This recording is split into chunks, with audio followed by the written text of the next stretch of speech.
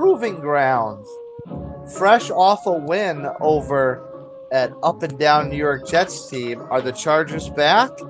And will this be the week that the Lions solidify themselves as a true Super Bowl contender? Oh, 49er fans, is Debo back? Can he be the one who ails you against the Jacksonville Jaguars? Oh, what was and oh, what could have been. There are a few matchups this week that dial our memories back to rivalries of old that we looked forward to with oh so hard-boiled blood and tears. But this year, not so much. We'll go over what could have been. Oh, New England, how the mighty have fallen. Rumors abound now how the once great Bill Belichick could be on his way to our nation's capital. All that and more. The Sunday Scaries with Buccs McGee officially breaks into the second half of the 2023 NFL season in Week 10.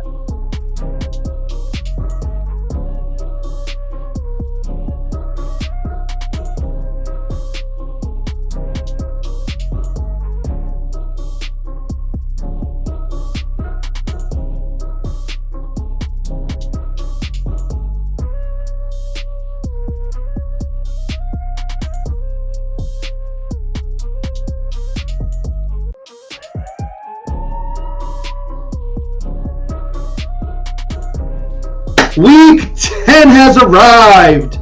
Nutmeg, we are here. Week 10. Some interesting games. A little hot stove. If this was baseball news, a little something that may be true, may not be true, but it's always good when you can get some tidbits, especially about how many one time thought this guy was the greatest coach of all time. There's some stuff, but besides that, sir, welcome to Week 10. The Week 10 indeed, Bucks McGee.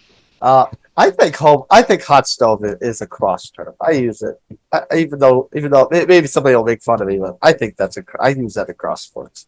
So you think it's generic enough where you can use it over all sports? Yeah, I think the term's been around long enough. It can be applied. Right. It can be applied to other sports. All right. When pickleball becomes another, national, syndicated sport, well, pickleball hot stove. I like it. That's our goal, right? To have sponsorships on National Pickleball of America. Hey, if flag football can make the Olympics, anything can happen. That's right. Anyway, speaking of anything that can happen, here we are in Week 10. We got a little juicy rumor, but we'll leave that aside and let's get right into the nitty gritty to start off the show. Let's go into our top games. One of them, of course, is the crown jewel of this weekend, probably, and that is the Niners. They're fresh off a bye week. They had this 3-game losing streak. Now they're going down into northern Florida, face the Jags, who have been hot of late, and they are, incidentally, off of their bye week, too. So, what's more likely to break? Are the Jags going to, maybe come back down to earth a little bit? Are the Niners going to get right the ship? Is the Niners... bad streak going to continue? There's a lot that can happen on this one. Yeah, especially when it's two teams off a bye. It's one of those things where usually one team will just start out quick and, it'll take a quarter or so for the second team to kind of catch their footing. Each of these teams is, I guess, kind of uncharted waters. The Niners are usually, the last, 4 or 5 years have been, consistently elite tier, maybe a 1 or 2 game losing streak at most. The Niners have kind of been in a tailspin last, let's say, 3-4 games.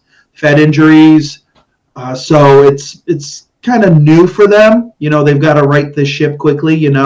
I believe this will be Chase Young's first game in a Niners uniform, so the defense is gonna, probably look a little different. Yeah. The Jags are flying high. Jags have been playing well. They've been winning dirty, hard-fought games. Haven't been pretty, but they've done the job. So it's going to be interesting to see which team starts out first, offensively strong. I'm kind of feeling maybe the Jags will, because the Niners have the offense just hasn't been there. Debo may be back, so that'll be a good sign for them. But I think this is a strong game for the Jags to kind of make a statement to say, you know what, even though it's the Niners and they've been, a little off week, recently, we've taken out one of the elite teams in the NFC and we're legit. So it should be a great game. Yeah, I'm excited too. I'm a little jealous that you actually get to watch it. But as far as getting off to a quick start, I kind of think that it really depends on if the Niners are totally healthy because of the two defenses, especially with Chase Young. The Niners definitely have the better unit. So we always have to remember, like, okay, this team may be slow, but their strength is going against the other team's strength.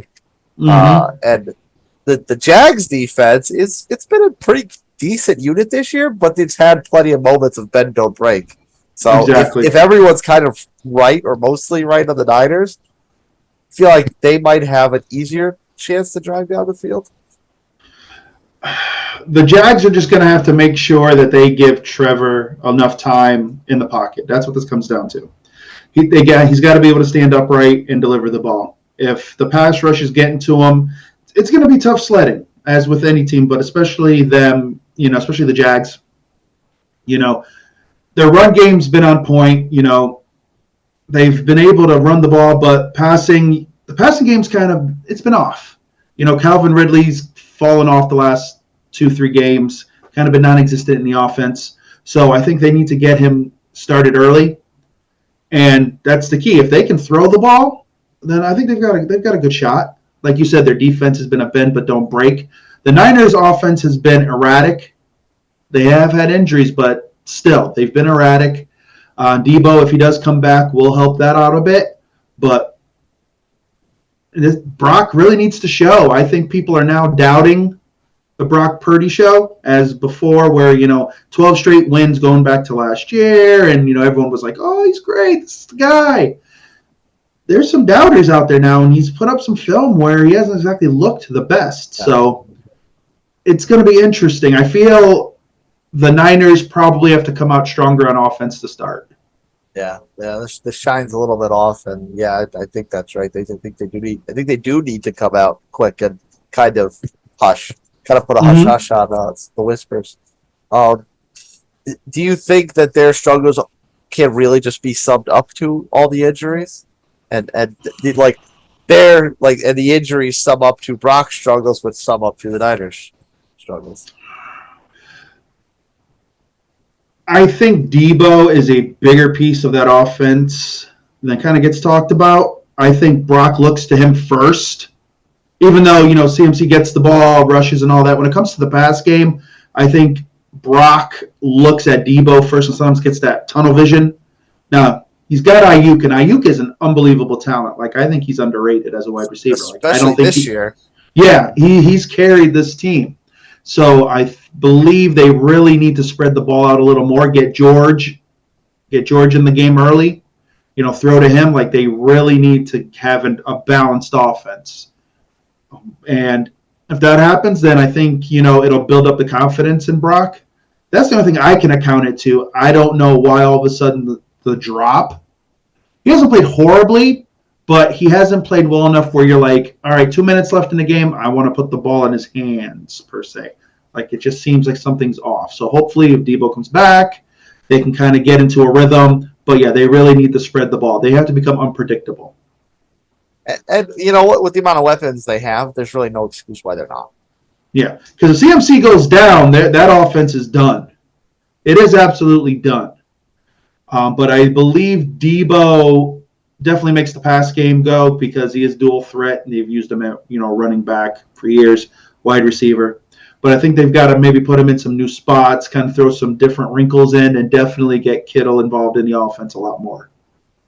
Well, who can they, let's say the Niners get back on track, they beat the Jag. What kind of let's say it's not a blowout, but let's say it's not necessarily pretty. How much shine does that take off the Jags as they're really starting to cement themselves near the top right now with the way the Dolphins have struggled lately? If it's a close game, I don't think it's much shine. Like, it all depends on how this game goes. If they end up shooting themselves in the foot over stupid mistakes and such, then then there's definitely shine that you're like, all right, well, you guys aren't ready for the big time. But if it's a situation where it's, a last minute drive or, and the Niners just pull it out and Jags have been competitive, I don't think it's much shine. It just shows that they can hang with these elite teams. They just have to learn how to beat them. It's what do they need to do to take that next step. So this definitely is a game that's going to kind of go far into showing where the Jags stand in the pantheon of, the elite teams in the NFL. Well, before we leave Florida, I just want to point out, especially for our non-visual audience, you're rocking some new threads this week. Oh, yes. This is my Baker Bay jersey here, my new Baker Mayfield jersey. Yes. Hashtag my Baker. That's right. Hashtag my Baker. For all of you who have doubted him and wanted to run him through the mud, man is great this year, playing solid ball. Can't complain. It's very nice. It's the white uniform, the white threads. Hopefully, I'll be able to, rock this for years to come. I'll even wear it, and I hope he doesn't leave, but the NFL's a fickle place, but hopefully, this man has found a home. But yeah, that's what we're doing here. It's Baker Day. It's Baker Day. Number 6, Baker. So we spoke a moment ago about the top of the AFC, and one team that's really they've been hanging around there, but they've been up and down. Lately, they've been really hot, and now they're sitting firmly right near the top, and that's the Baltimore Ravens. They welcome Cleveland into home. Obviously, that's a situation with Watson in, Watson out. Defense still played great despite that. So and obviously it's a rival. The Ravens, of course, were the old Browns team. They've been in the AFC North now together for several years, or I guess over a decade now, really, or actually over 20 years. Woo! Where's time go? Jeez. So is this kind of the wake up hill for Cleveland with the way Baltimore's been playing? Oh yeah, you paid the man $200+ million. It's time to show that he needs to have a game. He needs to have like every quarterback, that's worth their salt has that one game or that one moment in a game that kind of, shows what they're all about, defining moments, a defining throw, maybe a scramble. Watson needs to have something this game. He needs to really show that he's worth that salt. He's worth that $200+ million contract. If he just folds up and that offense does nothing, then Cleveland has nothing to do but look at themselves and say, we made a mistake. Like for them to be like, we belong in the same breath as, the Ravens, Kansas City, we believe that Deshaun Watson was that guy and this was the move to make. He's got to play lights out. Folds up or wakes up Sunday morning and decides, I'm not feeling it. If he's got a hangnail or something and he doesn't go, forget about it. If I'm Cleveland, you know what? Just go. We'll eat it. Pick somebody up and just roll with it. But let's go. Yep.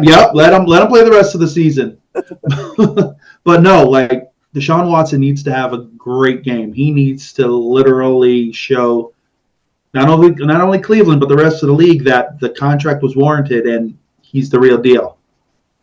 How much crow do we need to eat from the season thus far when we're kind of not giving the Ravens their due and they looked very inconsistent? Lamar was all over the map. The defense sometimes looked fine, sometimes looked like a far cry from defenses in Baltimore. The running game couldn't stay healthy. So how much crow do we eat on not kind of giving the Ravens their due until now? I'll eat some crow, but you know what? The offense, it's weird because it's not like Lamar's putting up all world numbers. He's being smart with the ball, putting it where it needs to go. I'll give them credit. Like they're winning. They have bought into this new system, and Lamar isn't doing more than he has to, and they've got guys who can catch the ball. And they've been a well-rounded offense thus far. The run game still needs to be there. It needs to stay healthy. That's the key to this offense. They need to be able to run the ball. So I will eat my crow in week 10. But if we come back week 13, week 14, and all of a sudden there's shaky ground, I'm not the I told you so kind of guy, but they were dominant last week. They can't if they put up a goose egg or just don't show up this week against this Browns team, then it's like, all right, well, they're good, but I can't say they're the top in the AFC because they should beat the Browns.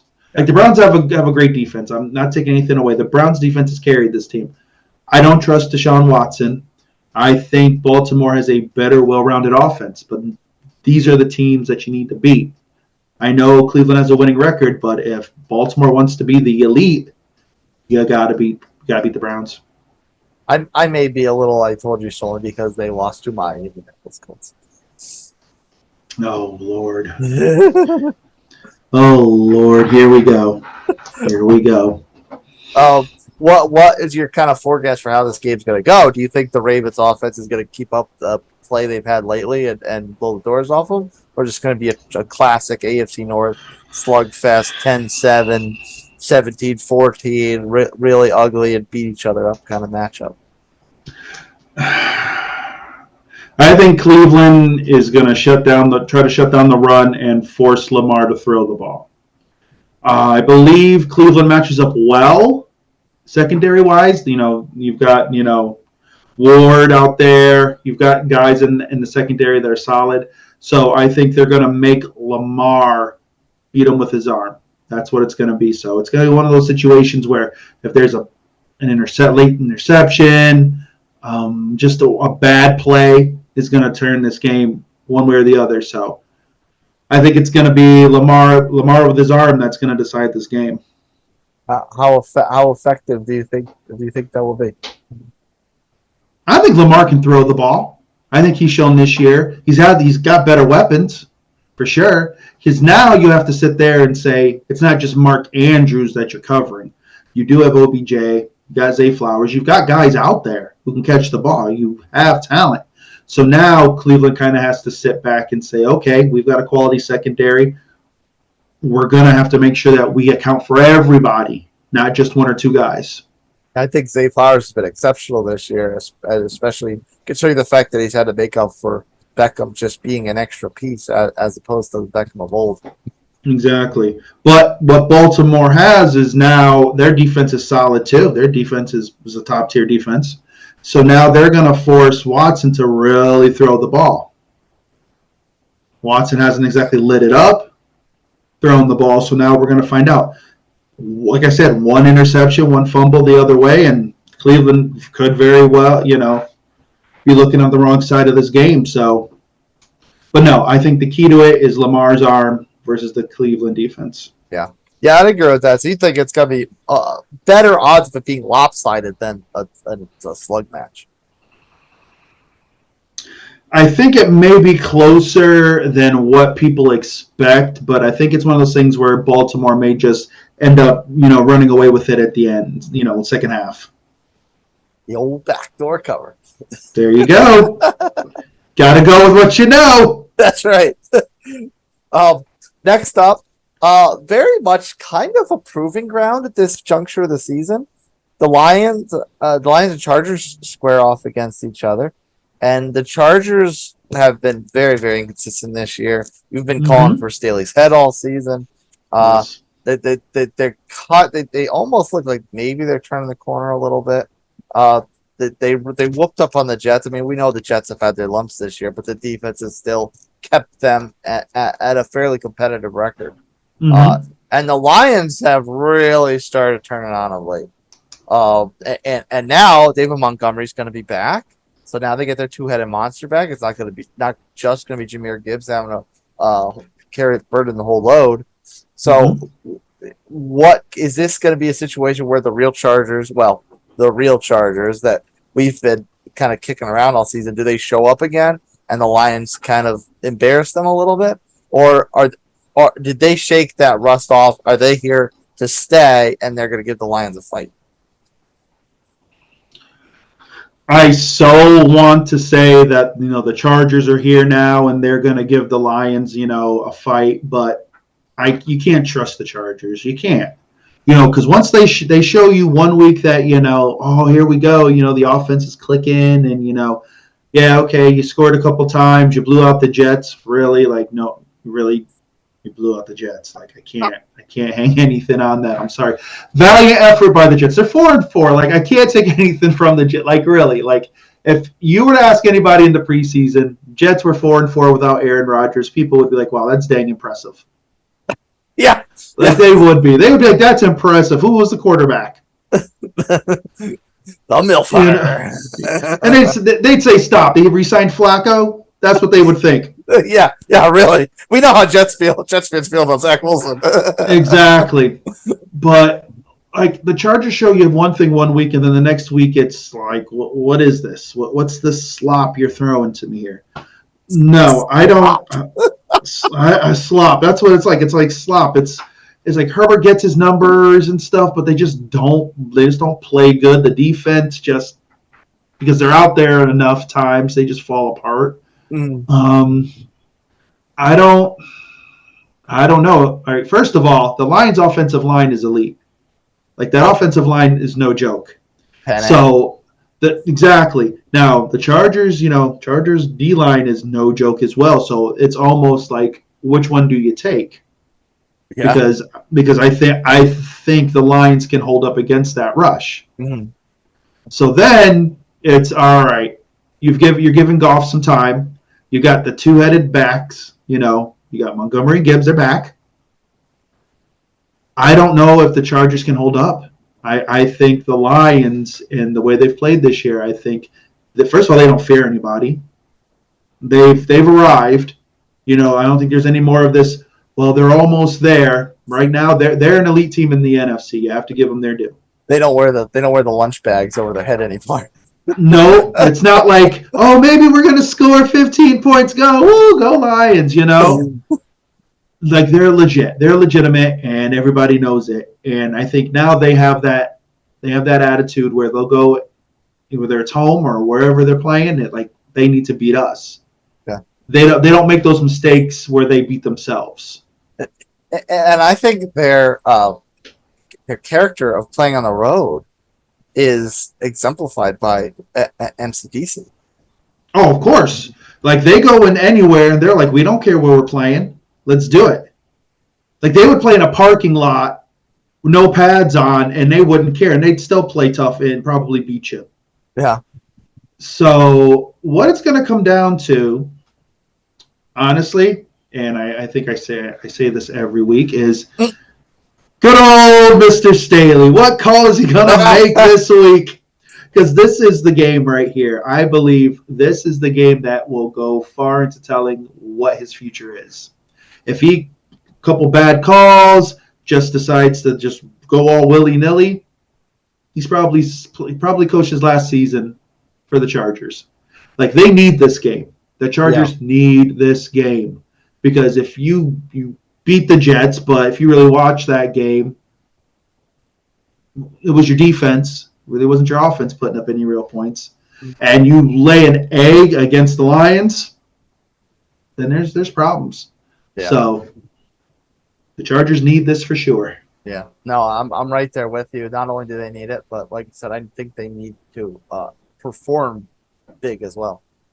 But if they end up pulling it out at the end, if Herbert leads a 2-minute drive to win it, then hey, I'm impressed with it. Mm-hmm. But Staley's got to call a clean game as possible. None of this crazy, it's 4th and 3, let's go for it. Like, no, bro, if you can kick the field goal, get your points. Like, be smart here. Because the Lions can score in bunches.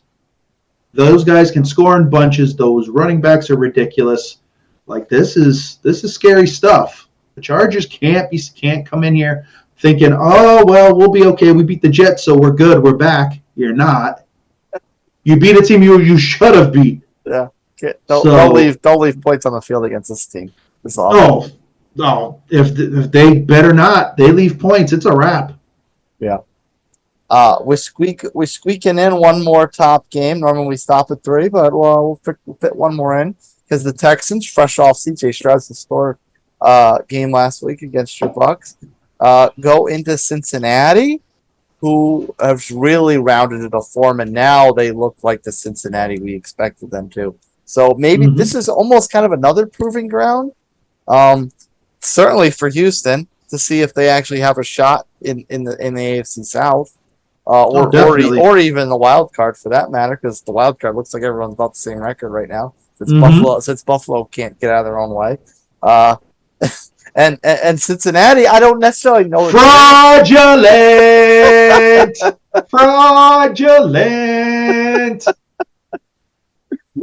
That would be so fun. and Cincinnati, I don't know so much we put Cincinnati in proving ground anymore because they've played so well lately. However, they do have to keep the train. They do have to keep the train going because if Baltimore does falter, Cincinnati would very much like that. Of course. It's going to be a lot of scoreboard watching. Yeah. So no, I think for Cincinnati, it's like you said, keep the train going. I think they're still they've looked good, but I believe they think they can be better.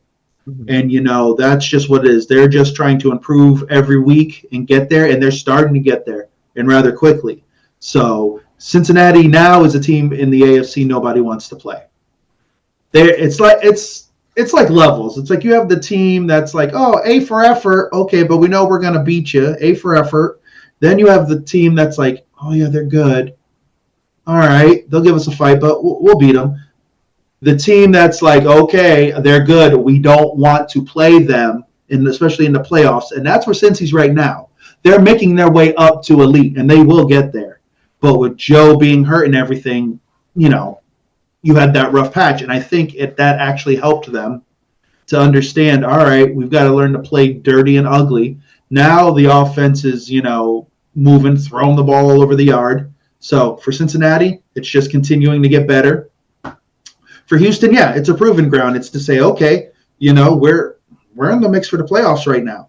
And if we want to be taken seriously, why not beat one of the teams that's deemed elite in the AFC, being Cincinnati? If Stroud can go toe-to-toe with Joe, and even if they lose, let's say they only lose by 3, but it's like 35-32 or something, Houston, you don't want to lose, but Houston can sit there and say, you know what? Everyone needs to know who we are now. And CJ then moves up into, wow, he's possibly one of the best quarterbacks in the AFC. Let's be realistic. If you look at the quarterbacks now in the AFC, Mahomes is still the standard, but he's having a subpar year. By his own standards. By his own standards, subpar. By his own standards, but still, those numbers are almost the same as Sam Howell's from Washington. So it's even less than that if you really think about it. He's almost like a game manager this year. If you really think about it, game manager Patrick Mahomes. Your favorite term. The numbers kind of show that. So then you've got Joe Sheisty, Lamar's starting to throw the ball a bit. CJ's numbers wise isn't that far off. He's shown that he can sit in the pocket. He can deliver the ball. He doesn't make rookie mistakes like, throwing closed-eyed interceptions, not looking downfield. He's smart. If he can continue to grow and have a great outing against Cincinnati, because their defense is good. They have a good defense in Cincinnati. Then it's going to go into a long way of Houston getting the thumbs up for this pick. So it's going to be fun to see how they come across that game. It's going to be awesome to see. Yeah, I'm excited for that one, definitely. I haven't looked at my TV guide yet, but hopefully I get it. Let's go off field for a second. There was this very odd rumor that's popped up lately about Washington being in the mix to trade for Bill Belichick in the offseason. Ooh, sucky. And I'm like, first of all, this obviously has to go through Bill since he's the head of football operations. Why would Bill want to go there? I mean, I know it's a pretty fresh start, but obviously he's going to want some kind of control of the offense. And Bieniemy's having a pretty good time, despite that offensive line. He's having a pretty good time working with Sam Howell, and like I don't know why. And at the same time, Washington, I don't know where they're trading off all they trade Montez Sweat, they trade Chase Young. Yeah, they got a lot of fixing to do on the team, so I don't know why they would want to acquire a big name, big money head coach that when they're not quite ready to match with the product in the field to match that. All right. Well, here's the thing. You know, Robert Kraft is not used to this. Is not used to 2-7 seasons. Like, let's be realistic. You go back 20 years. This is unheard of territory. There's questions about Mac Jones. There's questions that there's no talent on this team. There's talent. It doesn't fit the system. It doesn't fit what New England does. And I think everyone is just so stuck in what New England was that, this isn't it. The Patriot way is no more. It's over and done with. Let's be realistic. It's a relic, So Washington, and I'm not saying Belichick isn't a good coach. He's, you can't put him in the upper levels now because it's been 2-3 years since Brady's been gone. And the old question was, who was the Patriot way? Was it Bill? Was it Tom? Tom left and got himself a Super Bowl ring. Never had a losing season. Well, he did his last season, but still made the playoffs. Bill sits there and with that hodgepodge of talent that he has, trying to do it circa 96, 97, just doesn't work anymore. Washington would be getting a feasible coach. I think Bill can still coach defense. I think he's still that. I don't think he would touch the offense because he has Bill O'Brien here in New England now, but it's just that your quarterback is hideous and you have no wide receivers except for Kendrick Bourne. Well, that's true. And even when he had Josh, he let Josh have the reins. Exactly. So when something went wrong, of course, Bill, put in his 50 cents. So I think Washington would say, because Washington's ready to move on from Riverboat, Ron. Let's be realistic. Right. It's time to move on. They need a new voice. So you bring in a guy who's got the 6 rings, instant credibility to a point. You may have a better roster in Washington than you do in New England. Let's be realistic. You may have a better roster. Sam Howell right now is a better quarterback than Mac Jones. Yeah. Your wide receivers are better. Yeah. It's hard to be worse than what New England's throwing. You got Scary, Terry, Jahad, Dotson. Those guys are legit. Logan Thomas is a legit tight end. So you've got young pieces. So it's not horrible. So yeah, you're gonna have to give up draft picks for it, and maybe Robert Kraft's like, it's time for a change. If there were some legs, one of these things is that's always like, you always get like, these guys pick these rumors up because one executive said, oh, well, wouldn't it be funny if so-and-so went here or so-and-so went there? Now, if you go 3-4 months from now and all of a sudden this comes back up again, where there's smoke, there could be fire. But if New England loses this week, I'm sorry to tell you, those whispers are getting louder. Because Kraft is not a 2-win coach. At this rate, they're going to have the first pick. Yeah. Like you look at the rest of their schedule. Who are they going to beat? Like right now, them and Arizona are horrible. They're straight horrible. Would have thought the Cardinals and the Patriots would be in the same conversation. Exactly, right? So it's an interesting rumor, little stories go around. It would be funny as all if it happened because it would be interesting to see New England without Belichick. Like, what would it be like? Because honestly, a lot of their fan base have only known Bill Belichick. Yeah. So maybe it's something to look into. Now, also, the rumors, little whispers were the home run pick to replace him would be Mike Vrabel. I think that is a home run pick. However, especially now that Levis is firmly entrenched as the starter going forward, I don't know why Mike Vrabel would want to leave there. He's worked wonders with that team despite seasons like this where half of it's been a loss. The first half of this season was almost a loss, and the second half of last season was almost a loss. He still kind of dragged this team out at times of supreme lesser talent to have not at least not the worst, not an Arizona Cardinals level of disappointment on the field, not a Carolina Panthers level of disappointment on the field.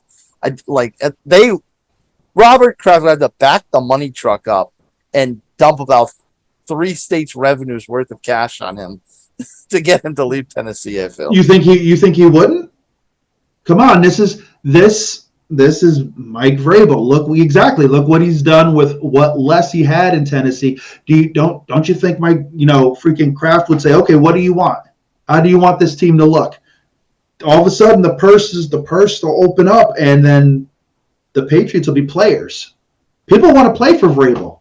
Well, he's a player's coach. Don't forget, he's drenched in Patriot lore. Oh, yeah. Touchdown, Mike Vrabel.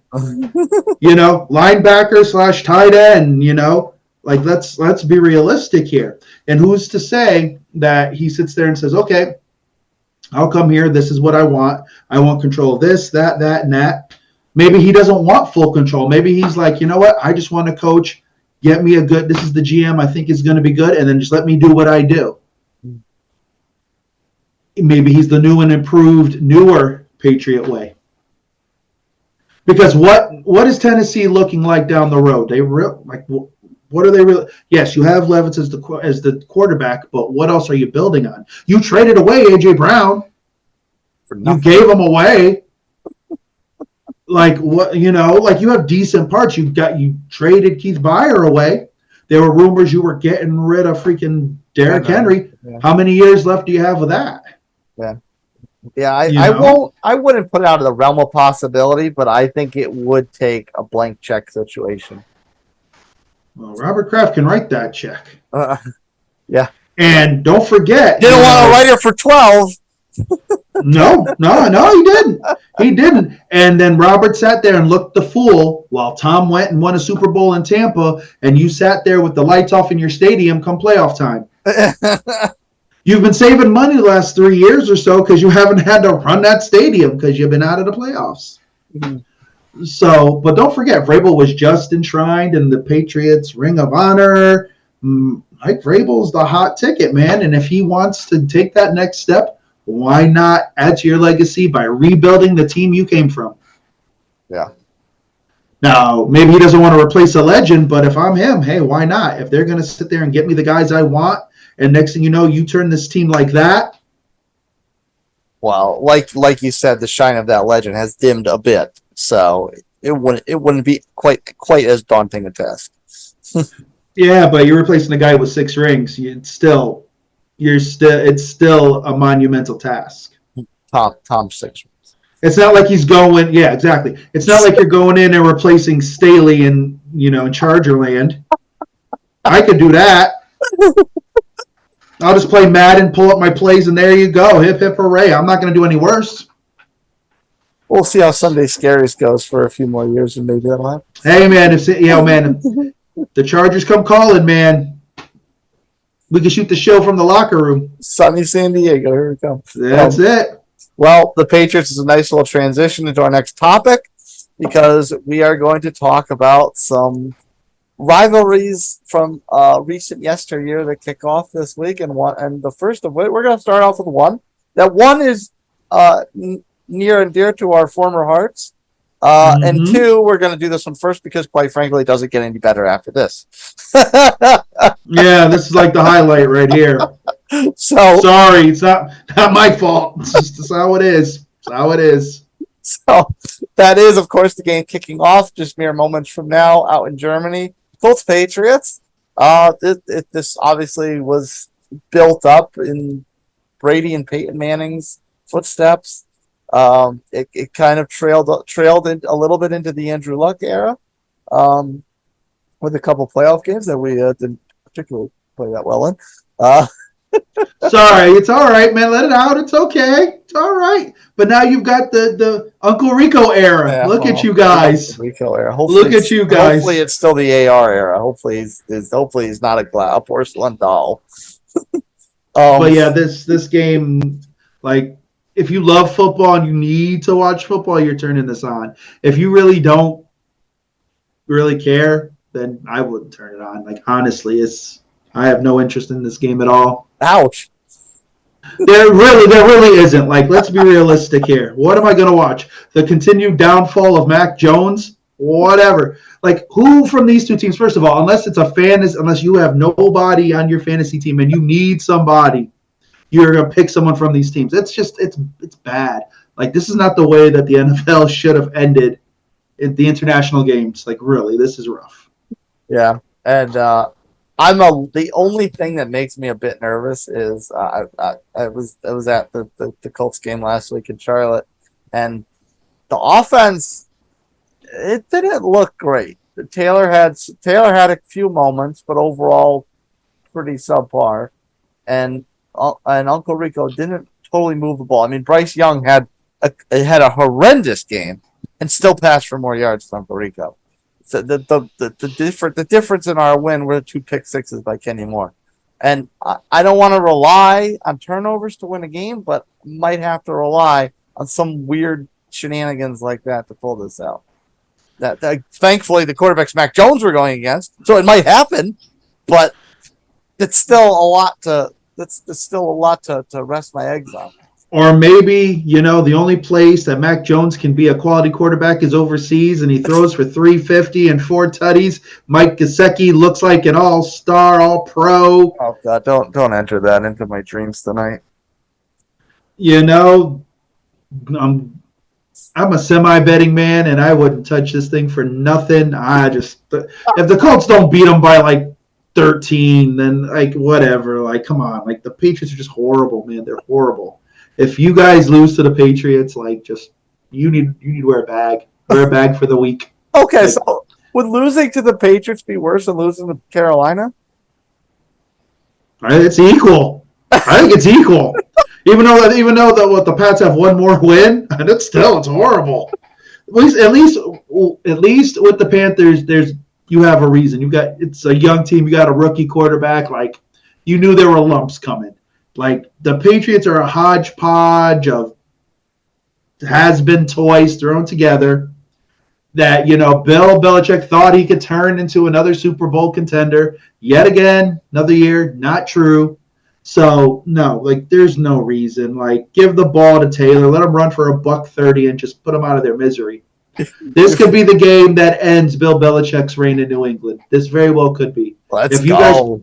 Yeah. Well, you better do it, because if not, and all of a sudden they look pretty against you, or this is the game that flips Mac Jones's career. Do you want to be known as that? No, I do not. But no, the Colts should be able to handle this game. Like, whatever, dude. Like, yeah, I'll be up early anyways, because that's what I get up early. So I'll have it on as background noise or something. But yeah, I'm really not interested in this hot mess. It's a hot mess. I'm sorry, Pats fans and Colts fans. It's just that Colts fans just beat them. Like, if you don't, then it's bad. Pats fans, just realize what you have, junk, and just deal with it. Go watch some old, YouTube videos from like 99, 2000, like the good old days.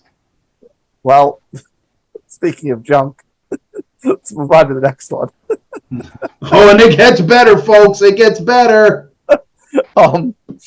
These two teams, I wouldn't necessarily call this a long-standing rival, but they had a few playoff games between them. So the hatred did boil a bit in the early 2000s, and that is your New York Football Jets coming off that embarrassing loss to the Chargers, and they're going out west. They go to Sin City. They're playing the Raiders. Raiders obviously are in a new era with Antonio Pierce, and I don't know if Jimmy G's going to see the field again this season. So this could be a bit messier than where it may have been to start the season. I'm more interested in watching this game than the Pats and Colts. I want to see what the Raiders are going to become, because I think if Pierce keeps this team, going in the right direction, it seems like it's starting to go into, he could be the head coach. Mm-hmm. So, it's from, hearing interviews and such like that this past week, it seems like, the Raiders, these guys are all about this. They feel a new sense of energy. They, are bringing back some things they used to do, pregame and stuff with music and things of that nature. They feel like they can be themselves. It's not the tyrant known as Josh McDaniels. I was going to say, no music? Josh McDaniels was really running a boring locker room. Oh, yeah, man. They used to do a Soul Train line. He cut that out. Max Crosby was talking about. I saw in an interview. So, no, I think it's going to be interesting. The Jets are clinging for life. So, basically, you're watching a rebirth and maybe a slow demise, because Jets fans are still holding out hope. Aaron Rodgers will come out, throw the football a couple times pregame, and then go away. And he's, dangling that carrot. I could be back. I could be back. That's just horrible. It's like dating a girl in high school. She really doesn't like you. She's telling you maybe we'll go out on a date. And you're holding hope. That doesn't happen. But no, I'd like to see what the Raiders are going to look like. I want to see if they're going to try to get the ball to Devontae Adams a bit more. This is going to be one of the more interesting storylines as the season goes on because he just hasn't gotten the ball this year. I don't know what what his deal is, if he's going to come back, if they're going to stick with this rookie. So if that's the case, what does Adams do in the offseason? I know he's under contract. Maybe the Raiders kind of tank it and try to get one of these young guns coming out this year in the draft. So it'll be interesting to see. But no, I think this game has some fun to it. And quite the story for a son of New York football lore, Antonio Pierce, if his first 2 wins are against both New York clubs. I know. Look at that, man. He's like, yeah, I hope you guys win a Super Bowl. You guys just stink. He just shuts down the Jets. He's like, that's why you guys were always our little brother. You just stink. So, Zach. Well, speaking of Zach, I mean, let's say they dropped this game off of the Chargers loss and losing to this Raiders team in very much a complete makeover. Do they have to do it next? Do they have to do it next week? The following week? Do they have to make the change? They're not going to make a change. I know they're not, but it's like it's simple. It's like how long can you stare the bullseye in the face? Where it's like, yeah, gotta throw the dart. Where's Robert Salas going to go? Like, who are you going to put in there? Like, are you going to hold out this hope that Aaron Rodgers is going to ride it on his white horse because you're maybe one game under 500 and he's going to flip it around because he's telling people, it could be a few weeks and I could be back. He's not coming back, folks. If he comes back, it's the stupidest move. Jets fans, just lose the rest of the season and move on with your life. Prepare for next year. Let's be real. Because if Aaron somehow comes back this year, he's not going to turn it around. You're not going to the Super Bowl. It's just not going to happen. It's not going to happen. I'm sorry. You guys were sold a damaged bill of goods 4 plays into the season and the old man goes down. You know who that didn't happen to? Ding! Number 12. That man won himself a Super Bowl in his 40s.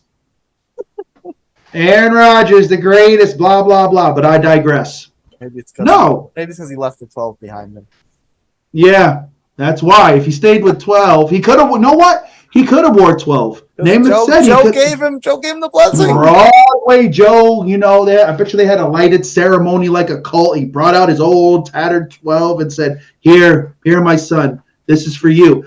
And then Aaron said, no, I'm going to climb out of the dark and wear number 8 because 8 is great. And 4 plays down. There you go. Ask Troy Aikman's head how great 8 is. Yeah, exactly.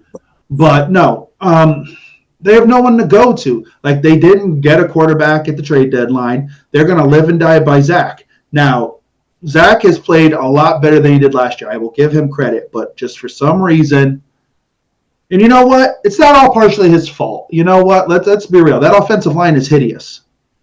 That offensive line is putrid. You gave up 8 sacks. You're telling me you weren't trying to call some old guys just to fill up some spots? You knew that your O-line was bad, and you didn't make any real moves at the trade deadline. You're telling me you couldn't find anybody? There was nobody. So I can't totally blame Zach because there have been some games where he's been decent. But this is who the Jets are hanging their hat on to keep the ship afloat till Aaron comes back. We'll find out. Maybe they put up a 30 spot on the Raiders. And then we're all like, ooh. I don't know. It'll be fun to watch. Well, ships that won't stay afloat. We keep this junk chain rolling to the other side of town. And I'm just gonna say the point spread right off the bat. I looked it up the other day, middle of this week, and now if everyone remembers from week 1, the Cowboys beat the Giants 40-0. And they are given a whopping 16.5 points that they got to cover. And as we know, Giants-Cowboys is a rivalry of lore. And it's one of those divisional rivalries. You throw the records out the window, but I don't know if you necessarily can throw the records out the window on this one. Oh, they're getting Mark Bavaro and LT. They're coming back to play? Is Phil Simms suiting up? You know what? Old as dirt Phil Simms might put up better numbers than Tommy DeVito. You pulling out Phil McConkey? Let's be real here. All right. So, Tommy DeVito, you better put some respect on that boy's name. He throws 1 touchdown this game. I'll give him 1 tutty. He throws 10. He throws 10 positive yards. I'll put some respect on his name. Okay, so what was he against the Jets? -8 or something? It was his first game. He had the jitters. Yeah. Had the jitters. Okay, we got to talk this game up any way we possibly can. All right. So, do you think? Well, there's no way the Giants can win this game. Like there can't be. Like if the Giants pull this off, like at that point, Dak had to have thrown like 5 picks. I don't even know. Like I don't know. I feel like even if the Cowboys don't even show up like they did against Arizona, they don't even that type of game. They don't even get off the bus. Even that would probably still get them a 10-point win. Probably. Put the practice squad in. You know who should be playing in this game? Trey Lance. Trey Lance should be getting some time in this game. Oh, let's do it. I would put him in if I could. Why not? Because this game is done by halftime. It's got to be. You got high hopes. We got to sell it. We need people to watch these games. If I'm the NFL, I need anybody and anything. 16.5. This is horrible. Giants, good luck. Hopefully you only lose by 12 points. That's a more victory for you. Yeah. Take it what it is. Danny Dimes is out for the year. The man who you had to pay because you had a choice between Danny Dimes and Saquon Barkley. And who did you hitch your horse to? The one man that who did you outbid for him? No one but yourself. So there you go, folks. So Danny Dimes out with a neck injury, out for the year. Saquon and a bunch of I don't know what. I don't know if I think Darren Waller is doubtful. I don't know if he's playing. Oh, God. But every week he's on the report, but he somehow plays. I give him credit. He's pushed through, but I don't know if he's playing for real. And then you have a bunch of I don't know what. So, Mr. DeVito, I wish you nothing but the best in your future endeavors. Godspeed. Don't die. Yes. Don't die. Get 1 positive yard and then pull a hammy. Just fake it. Whatever you got to do. Because this game is going to be a disaster. If he dies, he dies. That's Brian Dable at the quarterbacks meeting this week. It's horrible. It's like freaking Rocky, and there's freaking Micah Parsons. I must break you. Imagine how, literally, Tommy's got to be having nightmares right now because it's just going to be nonstop pressure. They are going to bring things to him that he has never seen in his life. Micah Parsons is going to have 4 sacks. This is prop bet-a-palooza. Pick what you want. Just take a cowboy with it because that's what's going to happen. Dak's throwing for 550 yards. It's going to be a hot mess. Well, we're not a hot mess. You know what you're going to get from us every Sunday morning? premiering on YouTube and Rumble at 8 a.m. Eastern Time. Sunday Scaries with Bucks McGee. I know we missed our live last week, but you know what? That's what happens sometimes when you try. Hey, man, I'm out. We're out on the road, man. We're doing it for you guys. Like, cut me some slack. Cut me some slack. You know what? If you're upset about it, leave a comment. That's right. Right there. Right there. Subscribe. Leave your comments. We'll read them. We'll sit there. We'll talk to you. I'll write you a personal letter. What do you want, man? But, you know, don't be mad. We do it for you. Especially this week. We'll be back on the live, wrapping up everything from week 10. And if you want to get your Sunday started a little earlier than our video debuts, don't forget, hit the dial on Spotify and Apple Podcasts. Sunday Scaries with Bucks McGee. Listen while you're driving. That aforementioned man, Bucks McGee, take us off air.